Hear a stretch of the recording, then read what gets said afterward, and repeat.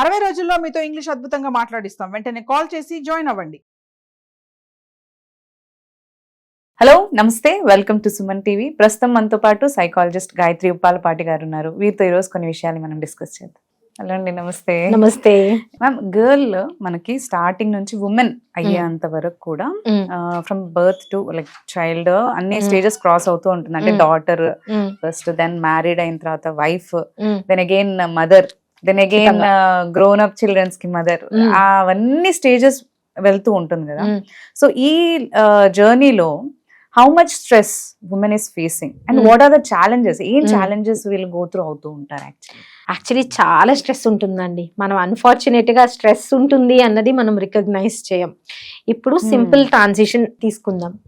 మనకి periods first time వచ్చినప్పుడు మన కల్చర్స్ లో ఆ ఈవెంట్ ని సెలబ్రేట్ చేస్తాం. బట్ ఆ అమ్మాయికి ఎవరన్నా తన బాడీలో అసలు ఏం చేంజ్ అవుతుంది, అసలు ఎందుకు పీరియడ్ వస్తుంది, వాట్ ఇస్ పీరియడ్ అన్న డెఫినేషన్ అన్నది ఎవరైనా ఇస్తామా?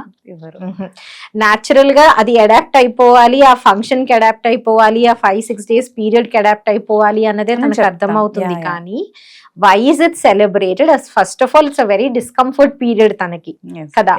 But everybody is celebrating, so I have to keep smiling kada. So na body lo aye changes gaani na discomfort gaani evaru recognize cheyatledu. ఇది ఇక్కడి నుంచే వాళ్ళ స్ట్రెస్ స్టార్ట్ అవుతుంది కదండి. బికాస్ వాళ్ళని ఏ చేంజెస్ కన్నా అడాప్ట్ అవ్వమని చెప్తున్నాం కానీ అసలు ఏం జరుగుతుంది అన్న డిస్క్రిప్షన్ వాళ్ళకి అసలు ఇవ్వం. వై అన్నది వాళ్ళకి ఎక్స్ప్లెనేషన్ ఇవ్వట్లేదు కదా. అండ్ మన కల్చర్స్ లో ఇప్పుడిప్పుడు మనం చేంజ్ అవుతున్నాం. అయితే విమెన్ ఎడ్యుకేట్ అవుతున్నారు, women are going out and working. But ఇప్పుడు కూడా మ్యారేజ్ విషయం వచ్చేసరికి డెసిషన్స్ అన్నవి చాలా వరకు పేరెంట్స్ చేతుల్లోనే ఉంటాయి కదా. సో ఇక్కడ కూడా ఎక్స్ప్లెనేషన్స్ ఉంటున్నాయా?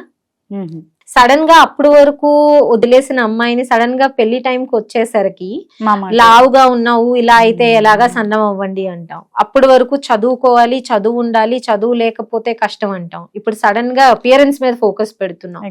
సో వాళ్ళ మైండ్ లో మనం కన్ఫ్యూజన్ క్రియేట్ చేయట్లేదా? నేను ఇప్పటి వరకు చదువుకుంటే చాలు, నా కాళ్ళ మీద నిలబడితే చాలు అని పెంచిన తల్లిదండ్రులే సడన్ గా పెళ్లి సంబంధాలు రావట్లేదు, నన్ను ఇప్పుడు అందంగా ఉండాలి, లేకపోతే ఫిజిక్ ఒక రకంగా ఉండాలి, సన్నంగానే ఉండాలి అని నాకు డిఫైన్ చేయట్లేదా? వీళ్ళే నన్ను రిజెక్ట్ చేస్తున్నారు కదా కదా.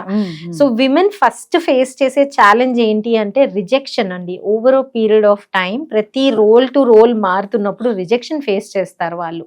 అంటే ఇప్పుడు సేమ్ పీరియడ్స్ టైం అప్పుడు ఇట్స్ రిజెక్షన్. నేను అందరూ నన్ను సెలబ్రేట్ చేసుకుంటున్నప్పుడు నా డిస్కంఫర్ట్ నేను ఎవరికి చెప్పకూడదు, నేను అడాప్ట్ అవ్వాల్సిందే. అక్కడి నుంచే చెప్తున్నాం.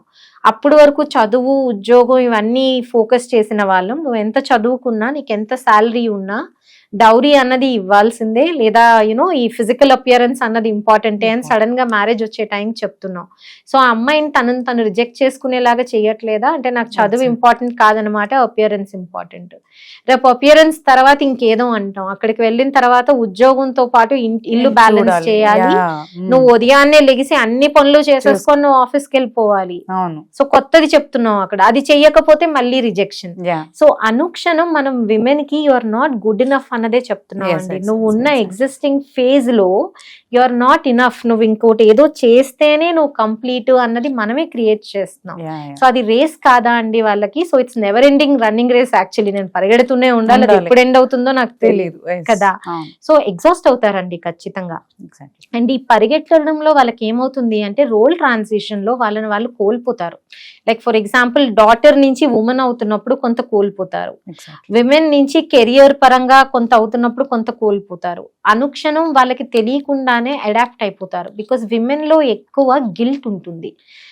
వాళ్ళ మీద వాళ్ళకి డౌట్ ఇండ్యూస్ చేస్తాం, ఐఎమ్ నాట్ ఇనఫ్ అన్నది ఇండ్యూస్ చేస్తాం, దాంట్లో వాళ్ళకి గిల్ట్ వచ్చేస్తుంది. ఎక్కడేదైనా తప్పు చేసినా most women will experience guilt. Majority of them ఏదైనా వాళ్ళు చేయాల్సిన బాధ్యత చేయకపోయినా గిల్ట్ ఎక్స్పీరియన్స్ చేస్తారు. Like for example working women, moms పిల్లల్ని వదిలేసి ఆఫీస్కి వెళ్తా, దే ఫీల్ గిల్ట్, నేను వదిలేసాను. హోమ్ మేకర్స్, మామ్స్ లేకపోతే వైఫ్స్, మేము కరెక్ట్ గా చేయాల్సింది చెయ్యలేదు, పిల్లలకి సరిగ్గా లంచ్ ప్యాక్ చేయలేదనో, లేకపోతే వాళ్ళవి సక్రమంగా చేయలేదనో, 2-3 రోజులు మిస్ అయినా సరే గిల్ట్ ఫీల్ అవుతారు వాళ్ళు. చాలా మంది విమెన్ స్ట్రెచ్ చేసుకుంటారు వాళ్ళని వాళ్ళు ఫిజికల్ గా. They can't ask for help. నాకు హెల్ప్ కావాలి అన్నది వాళ్ళు అడగడం చాలా కష్టం. సో వాళ్ళు గుడ్ గర్ల్ నుంచి సూపర్ ఉమెన్ కి పర్ఫెక్ట్ ఉండాలి, అబ్సల్యూట్లీ ట్రాన్సిషన్ అవుతుంది. గుడ్ గర్ల్ కరెక్ట్ కాదు, అక్కడ సూపర్ ఉమెన్ కరెక్ట్ కాదు. మెంటలీ చాలా సఫర్ అవుతున్నారండి విమెన్. సో గుడ్ గర్ల్ గా ఉండాలని వాళ్ళకి చెప్పకూడదు. నువ్వు ఇలా ఉంటేనే, ఇవి చేస్తేనే నువ్వు ఒక గుడ్ గర్ల్ అన్నది చెప్పడం తప్పు. మనలో గుడ్ బిహేవియర్స్ ఉంటాయి, బ్యాడ్ బిహేవియర్స్ ఉంటాయి, and it is absolutely fine. మనం పర్ఫెక్ట్ గా గుడ్ అండ్ బ్యాడ్ ఎవరు ఉండవు. గుడ్ బిహేవియర్స్ ఉంటాయి, బ్యాడ్ బిహేవియర్స్ ఉంటాయి, అండ్ ఇట్స్ ఫైన్ అని ఎప్పుడైతే వాళ్ళకి చెప్తామో వాళ్ళ మీద వాళ్ళకి ఆ గిల్ట్ రాదు. సో కొన్ని బిహేవియర్స్ ఓకే ఫైన్, నాకు ఉండొచ్చు, కరెక్ట్ చేసుకుంటా, తప్పులు చేసా, ఇట్స్ ఓకే, ఇంకా రేపు ఉంది కరెక్ట్ చేసుకోవడానికి. సో దే ఈజన్ అప్, ఆ గిల్ట్ ఉండదు. ఎప్పుడైతే మనం విమెన్ లో ఈ guilt, doubt, I'm not enough అన్న బిలీఫ్ ఇండ్యూస్ చేయకుండా ఉంటాము, మన విమెన్ ఇంకా సక్సెస్ఫుల్ అవుతారు, చాలా హెల్దీగా ఉంటారు, మెంటలీ అండ్ ఫిజికలీ కూడా చాలా హెల్దీగా ఉంటారు. బికాజ్ ఇవి ఓన్లీ మెంటలీ వాళ్ళని డిస్టర్బ్ చేయడం కాదండి, ఫిజికల్ హెల్త్ కూడా దెబ్బతీస్తాయి. సో ఓవరాల్ గా వాళ్ళు ఫిజికల్లీ అండ్ మెంటలీ హెల్దీగా ఉండాలి అంటే ఎప్పుడైతే మనం చిన్నప్పటి నుంచి వాళ్ళకి పెంచుతున్నామో, నిన్ను నువ్వు ప్రయారిటైజ్ చేసుకో. ఒక రోజు ఫ్యామిలీకి ఫుడ్ తర్వాత పెట్టినా పర్లేదు, నువ్వు ఫస్ట్ తినొచ్చు, నువ్వు వాళ్ళతో పాటు కూర్చొని తినొచ్చు, ప్రాబ్లం లేదు. ఒక్కొక్కసారి నీకు ఏదైనా నచ్చితే వాళ్ళకి లేకపోయినా నువ్వు తినేసినా పర్వాలేదు, వాళ్ళకి పెట్టాలని లేదు. సో ఇలాంటివి చిన్న చిన్న ఎగ్జాంపుల్స్ ద్వారా వాళ్ళకి చెప్పడం చాలా అవసరం. అండ్ గర్ల్స్ ని రేస్ చేస్తున్నప్పుడు మదర్స్ ఇది ఆల్వేస్ లీడ్ బై ఎగ్జాంపులే చేయాలి. బికాస్ మనకి ఏంటి అంటే ఏ వాల్యూస్ అన్నా సరే, ఏ థాట్ ప్రాసెస్ అన్నా మనం చెప్తే రాదండి, మనం చేస్తే యాజ్ పేరెంట్స్ వాళ్ళు నేర్చుకుంటారు.